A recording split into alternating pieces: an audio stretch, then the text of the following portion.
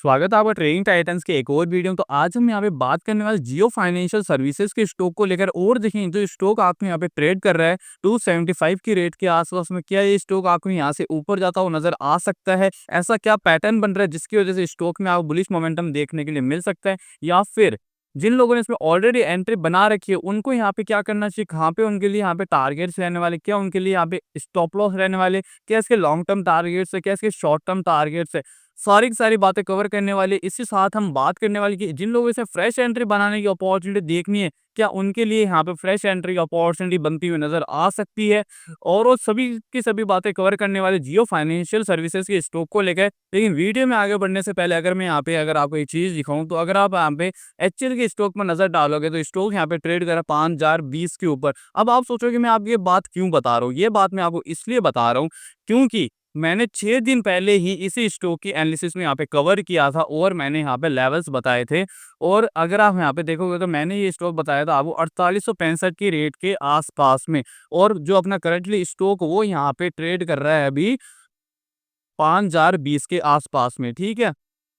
तो और ये वीडियो आप यहाँ पे देख रहे हो, मैंने यहाँ पे 6 दिन पहले अपलोड किया था। तो जिन लोगों ने वीडियो पूरा देखा होगा और लेवल्स को फॉलो किया होगा तो उनको यहाँ पे अच्छा खासा प्रॉफिट बनता हुआ नजर आ रहा होगा। तो इसलिए मैं कहता हूँ हर वीडियो को आप एंड तक जरूर देखो, स्किप मत करा करो, लेवल्स पर काम जरूर करा करो, ठीक है। अब बढ़ते हैं वीडियो में आगे। तो यहाँ पे हम बात करें जियो फाइनेंस सर्विसेज की स्टॉक को लेकर। तो जैसा कि आपको यहाँ पे श्योर होगी, स्टॉक ने यहाँ पे 5 दिन में लगभग लगभग 0.16% की तेजी दिखाई है, कुछ खास नहीं है। 1 महीने पहले यहाँ पे स्टॉक के अंदर 10% की तेजी देखने के लिए आई है, जो कि ठीक है।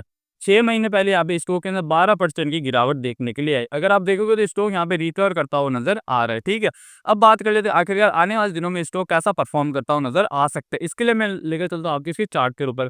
पहले हम चलते हैं इसके डेली टाइम फ्रेम के ऊपर। डेली टाइम फ्रेम के अंदर आप देखोगे तो स्टॉक में आपको एक गिरावट देखने के लिए अच्छी खासी, मतलब ये 340 की रेट से स्टॉक आपको यहाँ पे 200 की रेट के आसपास में आता हुआ नजर आ गया। अब स्टॉक में वापस से रिकवरी चालू हुई है। तो ये रिकवरी आपको कहाँ तक आती हुई नजर आ सकती है, इसके लिए मैं लेकर चलता हूँ आपको इसकी वीकली टाइम फ्रेम के ऊपर। तो वीकली टाइम फ्रेम के ऊपर चलते हैं और अगर आप यहाँ पे देखोगे तो वीकली टाइम फ्रेम के अंदर भी स्टॉक आपको अभी पॉजिटिव होता हुआ नजर आ रहा है। अब अगर मैं यहाँ पे आपको लेवल्स ड्रॉ करके दिखाऊं, यानी इसे सपोर्ट रेजिस्टेंस ड्रॉ करके दिखाऊं, तो वो है अपने ये वाले सपोर्ट एंड रेजिस्टेंस। मैं यहाँ पे ड्रॉ कर देता हूँ आपके लिए ताकि आपको अच्छे से समझ में आ जाए, ठीक है। ये था अपना रेजिस्टेंस, पहला रेजिस्टेंस था जिसको स्टॉक ने अच्छी खासी यहाँ पे वीकली कैंडल के साथ में क्लोजिंग दी, ठीक है, क्लोजिंग दे दी। फिर यहाँ पे रीटेस्ट भी हो गया।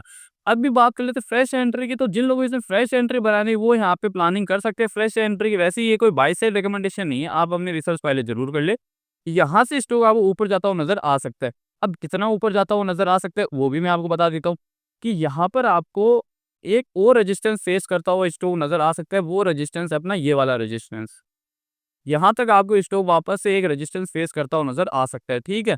अब ये अब ये रेजिस्टेंस बहुत ज्यादा इंपॉर्टेंट है। यहाँ से स्टॉक अगर ऊपर निकला तो स्टॉक में आपको अच्छी खासी तेजी देखने के लिए आ सकती है। अब ये रेजिस्टेंस इतना इंपॉर्टेंट क्यों है? ये रेजिस्टेंस इतना इंपॉर्टेंट इसलिए क्योंकि यहाँ पे एक ट्रेंड लाइन का भी रेजिस्टेंस आ रहा है निकल के। वो अगर मैं यहाँ पे ड्रॉ करके दिखाऊं तो वो है अपना ये वाला।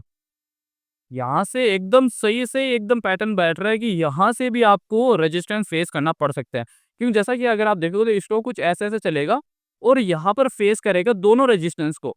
अगर इसके ऊपर निकलता है तो स्टॉक में आपको अच्छी खासी ऊपर की तेजी देखने के लिए मिल सकती है, जिसके बाद में आपको यहाँ पे टारगेट देखने के लिए मिल सकते हैं यहाँ तक के 340 के आसपास। फिर इसको ब्रेक करता है तो यहाँ पर आपको मिल सकता है 360 के आसपास के, यानी कि अच्छे खासे टारगेट देखने के लिए मिल सकते हैं। डेली टाइम फ्रेम के अंदर अगर वापस लेकर चलूँ मैं आपको, तो यहाँ पर भी आपको सेम ही पैटर्न अच्छे से समझ में आ रहा होगा कि जो मैंने यहाँ पे नीचे वाली लाइन ड्रॉ करी है, तो यहाँ से रेजिस्टेंस लिया हुआ, यहाँ से रेजिस्टेंस लिया था, यहाँ से जैसे ही ब्रेकआउट करा स्टॉक में तो स्टॉक अच्छा खासा आपको ऊपर की तरफ निकलता हुआ नजर आया। जब स्टॉक में इस वाले को वापस ये यहाँ पे जो यहाँ पे रेजिस्टेंस वो यहाँ पे सपोर्ट बन गया, ब्रेकआउट होने के बाद सपोर्ट के बाद जैसे ही तोड़ा तो यहाँ से देखो आप कितना नीचे आता हुआ नजर आया। अब स्टॉक वापस से इसको तोड़ा है और यहाँ पे रीटेस्ट भी हो चुका है। अब स्टॉक में मोस्ट प्रोबेबल चांसेस है कि ऊपर जाए, फिर यहाँ से रेजिस्टेंस फेस करे। यहाँ से भी रेजिस्टेंस आपको दिख रहा हो, अच्छा खासा यहाँ पे रेजिस्टेंस बना हुआ है। ट्रेंड लाइन का भी रेजिस्टेंस अगर इसके ऊपर निकलता है अच्छी खासी ऊपर की तेजी आपको देखने के लिए मिल सकती है। तो ये ओवरऑल एनालिसिस हो गई अपने जियो फाइनेंशियल स्टॉक को लेकर। तो कैसा लगा आपको आज का वीडियो, कमेंट सेक्शन में कमेंट करके जरूर बताएं। ऐसी और वीडियोस के लिए आप यहाँ पे ट्रेडिंग टाइटल चैनल को सब्सक्राइब जरूर करें।